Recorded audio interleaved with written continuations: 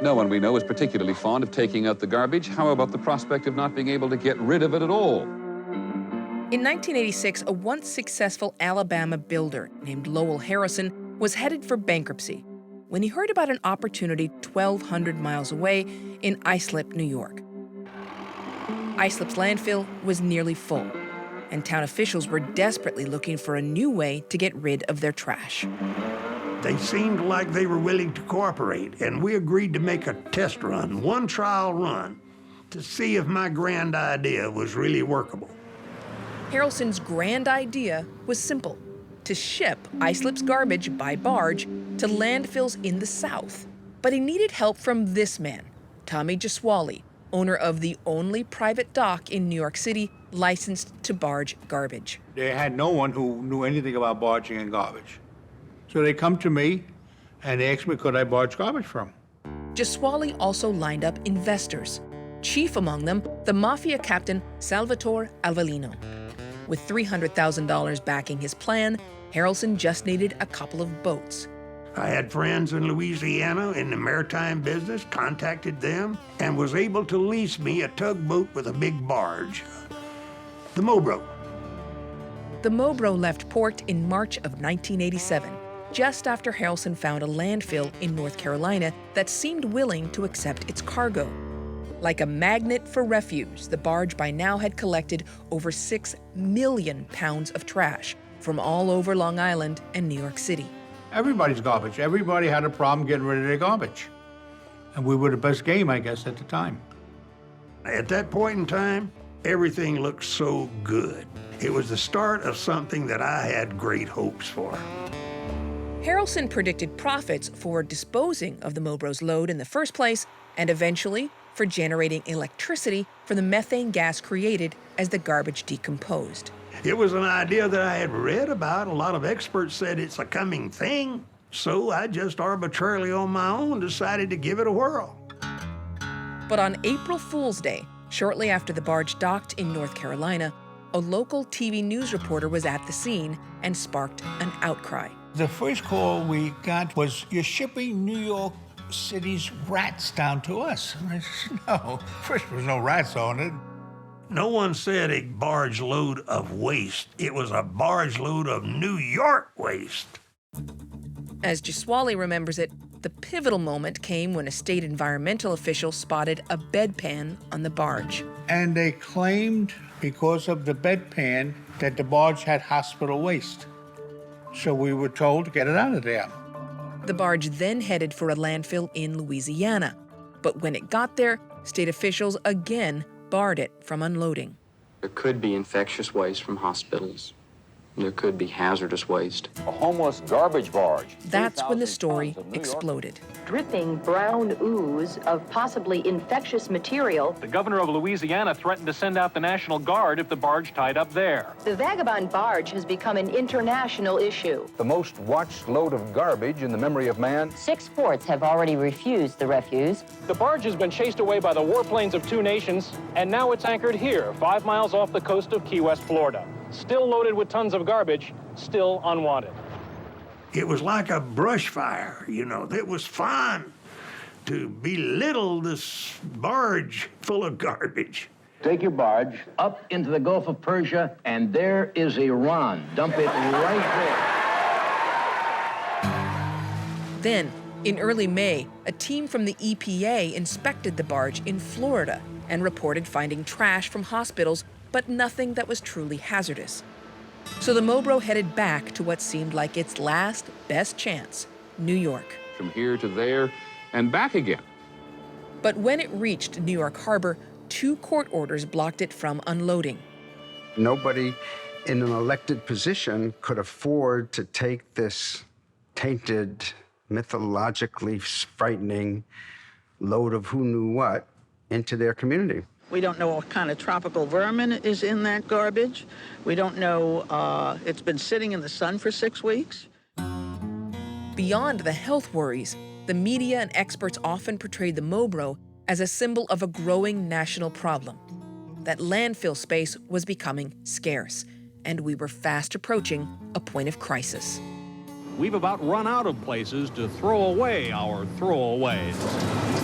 By 1990, according to one federal survey, at least 27 states will be critically short of space to dump garbage. When the county board in Sussex last month proposed opening a new garbage collection site, the residents were outraged and showed it. We are running out of places to dump. But then, a place to dump the Mobro's load appeared. In, of all places, Islip, the same Long Island town that had originally banished the trash. We'll take it because we think for a one-time situation, we should do it and get it behind us. But before Islip could take the Mobro's load, a judge ordered that it all be burned in a Brooklyn incinerator. And that's what happened, over 5 months after the barge left port. Harrelson has become the butt of jokes and ridicule, and today in frustration, he gave up. The only thing I could do is get out of the way and let it go back to Brooklyn, New York, to the incinerator and die its death. Be done with it. In the end, when we unloaded the barge, it was essentially scrap paper, newspaper, cardboard. I found this pink plastic yo-yo, and that wound up in the newspaper. It made clear how overblown everybody's fear had gotten. It also became clear over time that the fears about declining landfill space were overblown too. What really set off all the panic were new regulations that had forced thousands of small, polluting garbage dumps to close. We were saying, oh my God, we went from 10,000 to 5,000, from 5,000 to 2,500 landfills. They're disappearing. So it really did seem like a crisis, but it wasn't. Because as these smaller open dumps were appropriately closing for environmental reasons, larger regional landfills existed and were being built. But the attention given to garbage paid off on another front. A month before the trash was burned, Greenpeace activists hung a banner. Next time, try recycling. Until the mid-'80s, the amount Americans had recycled had climbed slowly. Then, with rising public awareness, in part because of the Mobro, it shot upward, more than tripling in the years since. I think that the whole experience was extremely useful in getting people to say, oh, I actually have to worry about what happens to the trash after I put it out the back door, you know? I mean, somebody's gonna do something with it or fail to do something with it. Over time, as Americans recycled more of their waste, about 68 million tons today, much of that recycling was exported to China for processing.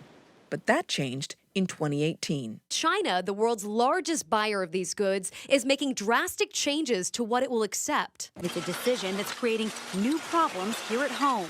When material like this, like all this paper, can't get recycled fast enough, it can end up going to a landfill instead. Facing a volatile global market, communities are grappling with how to handle the new realities of recycling. Say goodbye to recycling. If you live in the city of Deltona, with rising costs of recycling, the city decided to suspend its recycling program. Some experts say they hope this shakeup in the recycling business serves as a wake-up call about America's consumption habits, just like the Mobro did. Our waste is going to wind up someplace. Look at what you use. There's a lot of opportunity to reduce the amount of waste that we produce at the beginning. A growing movement aims to do just that. Spend the day with Catherine Kellogg and you'll see a shopping spree free of waste. Setting its sights beyond recycling, it hopes to fundamentally change how Americans think about waste. The move towards zero waste is catching on. The movement is not new, but has gained momentum through social media and images like this. It's 2 years' worth of trash. Cities like San Francisco are trying to send as little waste to landfills as possible. Other cities have taken aim at plastic straws or banned styrofoam. We definitely say no to styrofoam. As for Lowell Harrelson, the Mobro debacle nearly ruined him.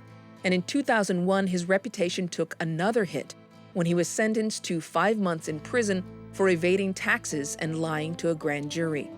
But in hindsight, Harrelson's plan to make electricity from garbage looks downright visionary. I think that he was actually trying to develop a model that could be replicated, a commercial model that was, frankly, I think, ahead of its time. Today, over 600 landfill gas projects generate energy nationwide.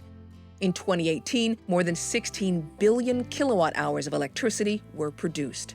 Oh, I do sometimes read about the scale of methane usage today, and my first reaction is not one of remorse. I wish I could have been in it, obviously. But my reaction is more like, wow, I really underestimated that opportunity. It was far greater than I had pictured it to be at the time. At age 85, Harrelson's ambition shows no signs of fading. He plans to move to Bolivia, where he hopes to mine and ship iron ore on barges like this one, 15 times larger than the one he made famous in 1987. Hopefully I won't have another Mobro experience.